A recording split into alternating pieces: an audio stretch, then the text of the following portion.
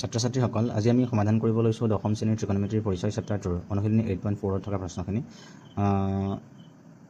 ইতিমধ্যে অনুশীলনী 8.4 5 নম্বৰ কুৱেশ্যনখিনি আমি সমাধান কৰিছোঁ আৰু আজি আমি কুৱেশ্যন নম্বৰ 6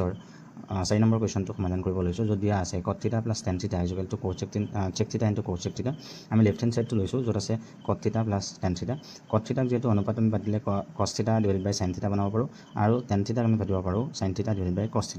এইখিনি ইয়াৰ পিছতে আমি দুইটাৰে এলচিএম ল'ম sin θ আৰু cos θ এলচিএম ল'ম sin θ আৰু cos θ এলচিএম হ'ব sin θ × cos θ তাৰপিছত এই cos θ cosৰ লগত মাল্টিপ্লাই হ'ব তো হ'ব cos স্কুৱেৰ θ প্লাছ sin গৈ পেলাই sin লগত মাল্টিপ্লাই হ'লে হ'ব sin স্কুৱেৰ θ দিছ ইকুৱেল টু আমি যেহেতু ত্ৰিকোণমিতিত তিনিটা অভেদ পাইছোঁ প্ৰথম অভেদটো আছিলে আমাৰ sin square θ plus cos square θ = 1 তো sin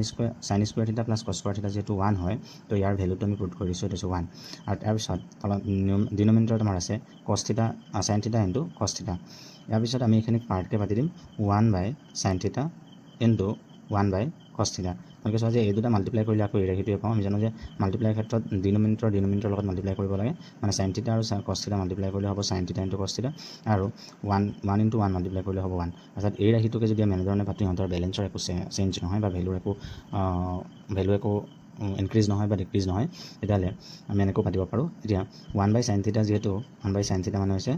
আমি জানো cos sec θ × 1/cos θ মানে হৈছে sec θ আৰু এইটোৱে আমাক ৰাইট হেণ্ড ছাইডত উলিয়াব দিছিলে sec θ × cos sec θ আমাৰ ওলাইছে cos sec θ × sec θ এইটো আছিলে ৰাইট হেণ্ড ছাইড